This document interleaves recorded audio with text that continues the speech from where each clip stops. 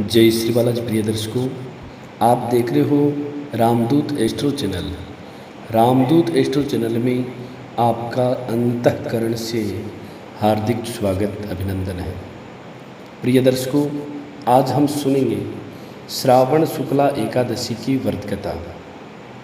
श्री युधिष्ठिर कहने लगे कि हे भगवान, श्रावण शुक्ला एकादशी का क्या नाम है, व्रत करने की विधि तथा इसका महात्म्य कृपा करके कहिए।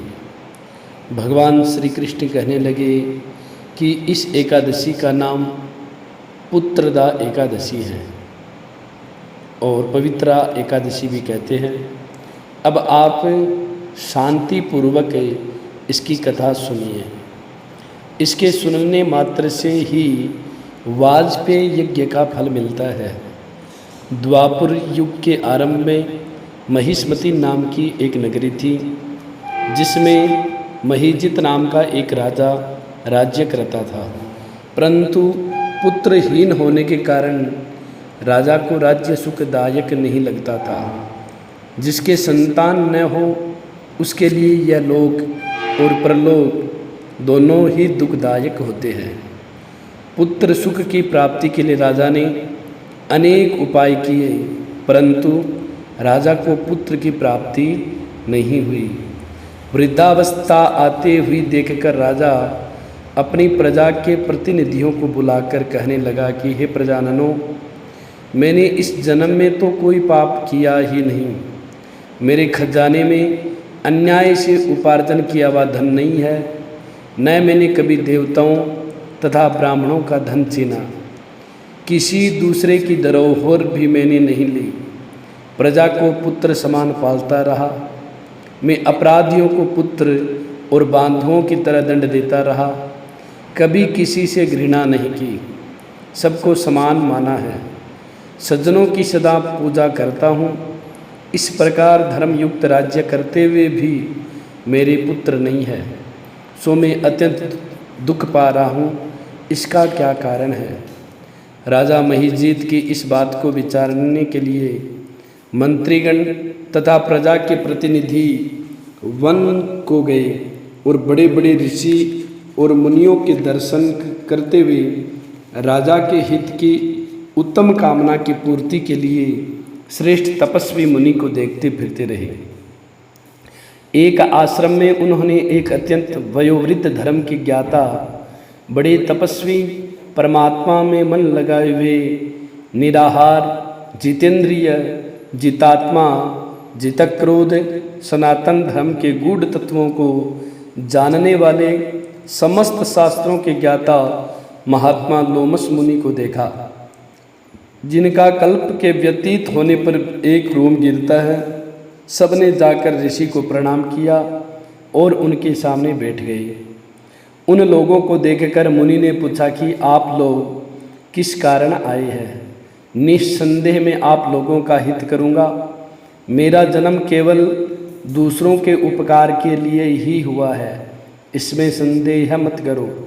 लोमस ऋषि के ऐसे वचन सुनकर सब लोग बोले कि हे महर्षि, आप हमारी बात जानने में ब्रह्मा से भी अधिक समर्थ है, अतः आप हमारे इस संदेह को दूर कीजिए।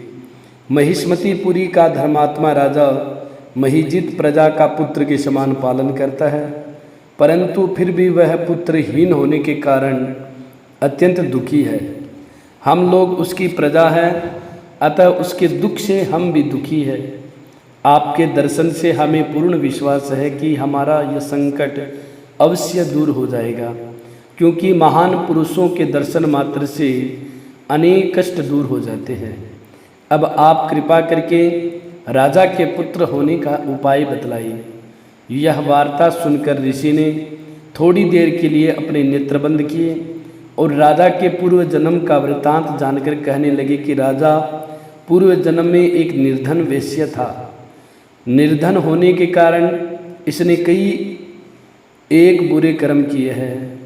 यह एक गांव से दूसरे गांव व्यापार करने के लिए जाया करता था। एक समय ज्येष्ठ मास के शुक्ल पक्ष की द्वादशी के दिन मध्याह्न काल के समय, जबकि वह 2 दिन का भूखा प्यासा था, एक जलाशय पर जल पीने लगा। उस स्थान पर एक तत्काल की ब्याही हुई प्यासी गो जल पी रही थी। राजा ने उस प्यासी गो को जल पीते हुए हटा दिया और स्वयं जल पीने लगा। इसलिए राजा को यह दुख सहना पड़ा है। एकादशी के दिन भूखा रहने से वह राजा हुआ और प्यासी गो को जल पीते हुए हटाने से पुत्र के वियोग का दुख भोगना पड़ रहा है। ऐसा सुनकर सब लोग कहने लगे कि हे ऋषि, शास्त्रों में पापों का प्रायश्चित भी लिखा है, अतः जिस प्रकार राजा का यह पाप नष्ट हो जाए, आप ऐसा उपाय बतलाइए। लोमस मुनि कहने लगे कि श्रावण शुक्ल की एकादशी को, जिसको पुत्रदा एकादशी भी कहते हैं, तुम सब लोग व्रत करो और रात्रि को जागरण करो, तो इससे राजा का यह पूर्व जन्म का पाप अवश्य नष्ट हो जाएगा। साथ ही राजा को पुत्र की अवश्य प्राप्ति होगी। लोमस ऋषि के ऐसे वचन सुनकर मंत्रियों सहित सारी प्रजा नगर को वापस लौट आई और जब श्रावण शुक्ला एकादशी आई तो लोमस ऋषि की आज्ञानुसार राजा सहित सबने पुत्रदा एकादशी का व्रत और जागरण किया। इसके पश्चात द्वादशी के दिन इसके पुण्य का फल राजा को दिया गया। उस पुण्य के प्रभाव से रानी ने गर्भ धारण किया और प्रसव काल समाप्त होने पर उसके एक बड़ा तेजस्वी पुत्र उत्पन्न हुआ। इसलिए हे राजन, इस श्रावण शुक्ला एकादशी का नाम पुत्रदा एकादशी पड़ा। अतः संतान की सुख की इच्छा करने वाले इस व्रत को अवश्य करें।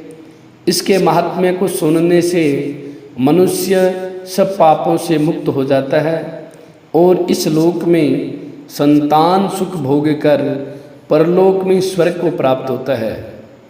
प्रिय दर्शकों, अगर आप सभी को यह कथा अच्छी लगी हो तो आप इस कथा को ज़्यादा से ज़्यादा शेयर अवश्य करें। हमारे से जुड़े रहने के लिए हमारे चैनल को ज़रूर सब्सक्राइब करें। लेटेस्ट अपडेट पाने के लिए बेल के आइकन को दबाएं। जय श्री बालाजी, जय श्री राधे।